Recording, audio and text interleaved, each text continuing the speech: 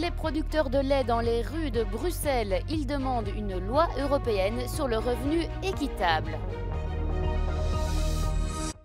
Une commission parlementaire a rejeté le veto présidentiel qui bloque en Géorgie la loi controversée sur l'influence étrangère. Un vote en session plénière est envisagé dès mardi. Frappe israélienne meurtrière dimanche sur un camp de déplacés à Rafah dans le sud de la bande de Gaza. Le bilan ne cesse de s'alourdir.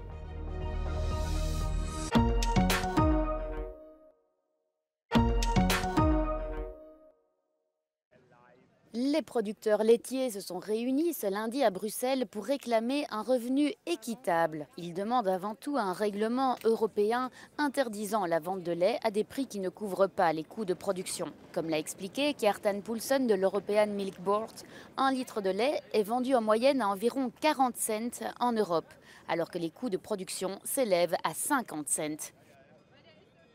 We have been looking at the Spanish law that they have done in the UTP, where it's forbidden to sell products below cost of production in all parts of the chain. So from farmer to, if it's milk we're talking about, from farmer or milk producer to the dairy, from dairy to retail. Dans certains pays comme l'Italie, l'écart entre les coûts de production et le prix de vente est encore plus important. La necessità oggi media di un'azienda italiana è intorno ai 60-65 centesimi per litro. Attualmente, mediamente, i produttori italiani ne ricavano 50. Abbiamo ancora una forbice di 15 centesimi. Les producteurs laitiers demandent également à être davantage impliqués dans l'élaboration des mesures du Green Deal pour le secteur agroalimentaire. La manifestazione è partita dal Parlamento europeo di Bruxelles per raggiungere Palazzo Berlaymont, la sede della Commissione europea. I produttori di latte hanno già avuto dei colloqui col commissario europeo all'agricoltura Janusz Wojciechowski e ora vogliono mettere pressione alle istituzioni in vista del voto delle elezioni europee. Une commission parlementaire a rejeté le veto présidentiel qui bloque en Géorgie la loi controversée sur l'influence étrangère. Cette décision ouvre la possibilité aux députés de voter intégralement sur la mesure en début de semaine. Un vote en session plénière est envisagé dès mardi.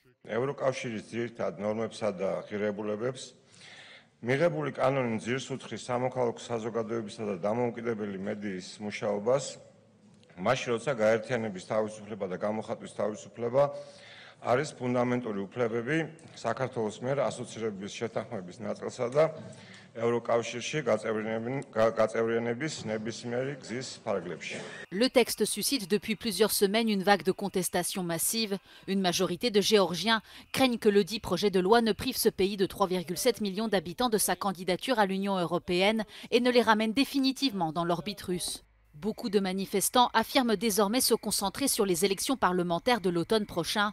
Toute une partie de la jeunesse très mobilisée songe à aller aux urnes après les avoir boudées ces dernières années. En Lituanie, Gitanas Nausėda obtient un second mandat. Avec près de 75% des suffrages, le président sortant a largement battu sa rivale et actuelle première ministre Ingrida Šimonytė. Cette réélection a de quoi rassurer les alliés européens de la Lituanie, un pays qui soutient fortement l'Ukraine depuis le début de l'invasion russe en 2022 et qui, selon le président, va continuer dans cette voie. My basic principles and my highest priorities were support to Ukraine, strengthening the security of Lithuania, active foreign policy, and active participation in different formats of European Union. So I think we moved forward all the time and we implemented very important decisions, especially regarding the security of Lithuania. De son côté, Ingrida Šimonytė a rapidement reconnu sa défaite. C'est la seconde fois en 5 ans que la candidate du parti L'Union de la Patrie est battue par Gitanas Nausėda, mais elle garde espoir d'être un jour présidente de la Lituanie. Tiek tai yra didelis pasitikėjimas, žmonės, kurie manimi tiki, yra visada man didžiausia motivacija judėti pirmin ir judėsim pirmin, rytoj grįšim į darbus ir dirbsim toliau. Cette réélection va permettre à Gitanas Nausėda d'augmenter les dépenses militaires de la Lituanie et notamment de mettre en œuvre la construction de fortifications permanentes à certains points de sa frontière avec la Russie. Depuis la guerre en Ukraine, Vilnius vit en effet dans la crainte d'une attaque de Moscou.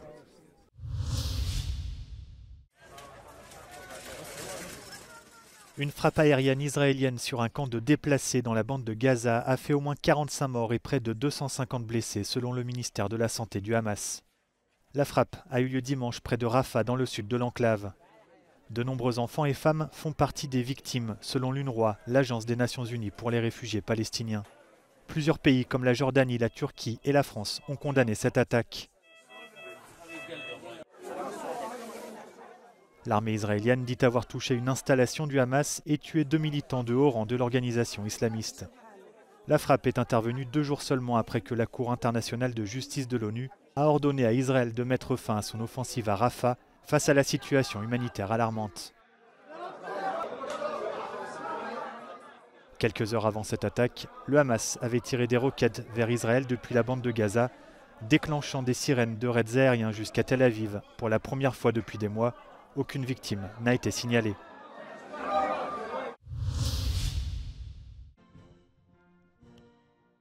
Emmanuel Macron, en visite depuis dimanche en Allemagne pour une durée de 3 jours, veut renforcer le couple franco-allemand à l'approche des élections européennes.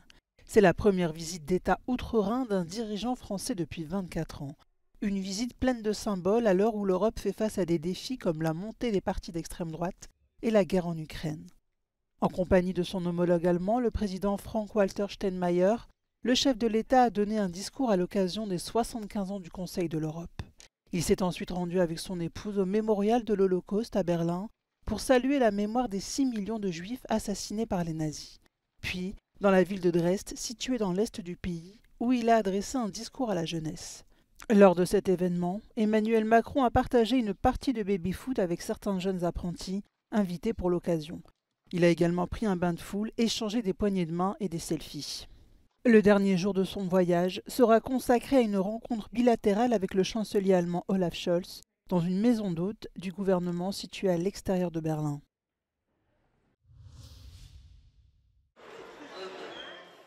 Les premiers touristes français évacués de Nouvelle-Calédonie sont arrivés dimanche à l'aéroport Charles de Gaulle de Paris.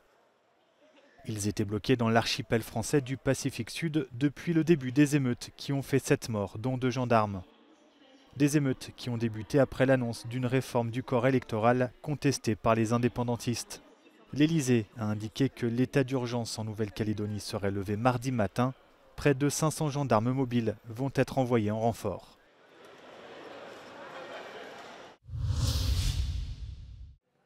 À quelques semaines des prochaines élections européennes, s'est tenue la 14e édition de la conférence sur l'état de l'Union. Le débat sur les questions les plus urgentes auxquelles l'Europe est confrontée, les politiques économiques, les transitions numériques et écologiques ont été discutés. Des dirigeants mondiaux, des experts, des étudiants, des décideurs politiques se sont réunis à l'Institut universitaire européen à Florence, en Italie, afin de faire le bilan de ce qui a été accompli, mais surtout de définir un cap pour les prochaines années. Many of these panels are dealing with the technical issues involved, but what unites them is the sense that there must be some vision for Europe's future, a vision that can bring Europeans together, because if Europeans are not united, not able to generate the kind of energy necessary to tackle these challenges, then no technical solution is going to be enough. Parmi les leçons tirées de ces rencontres, les experts, dont l'ancien Premier ministre italien Enrico Letta, avertissent que l'appel à la compétitivité est quelque chose que l'Europe ne peut ignorer. Dans le cadre de cet effort, continuer sur la voie du Green Deal pour rendre l'économie européenne plus durable est à la fois une opportunité et un défi. We should be less worried because the Green Deal is much more than a Green Deal, and maybe some of the details might change because some politicians might prefer some aspects of the Green Deal, but I think the project will continue in the same direction that we started. Autre sujet épineux, la nécessité d'une défense européenne et l'avenir de l'élargissement sont quelques-unes des questions soulevées par la nouvelle donne géopolitique provoquée par la guerre en Ukraine. Mais surtout, ces élections portent sur la défense des valeurs et des démocraties européennes et sur la lutte contre la désinformation. Espionage, disinformation, AI abuse and so on. They are targeting our trust. And they seek to decrease the trust of people in democratic system. It's dangerous. So I hope we will not have some dramatically bad lesson to be learned from these elections. But even if not, even if they will be more or less okay, with only some portion of manipulation it's inevitable. We will have to do more in the future because trust is the most valuable value we have. Whether or not some of the proposals discussed here will be implemented greatly depends on what's going to happen after June the 9th. Giorgia Orlandi for Euronews in Florence.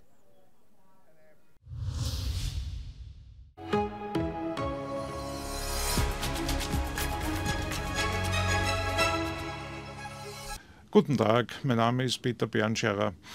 Ich würde mich als EU-Abgeordneter dafür einsetzen, dass alle Menschen dieselben Chancen auf Zugang zu Informationstechnologie haben. Ich bin der Gründer des Vereins PCs für alle. PCs für alle nimmt Computer als Spende entgegen, bereitet sie auf und gibt sie absolut kostenlos an armutsbetroffene Familien weiter. Unsere Überlegung ist, dass alle Menschen dieselben Chancen, Bildungschancen haben sollen und dass die unglaubliche Verschwendung von Potenzial verhindert werden soll, von Potenzial und Ressourcen verhindert werden soll.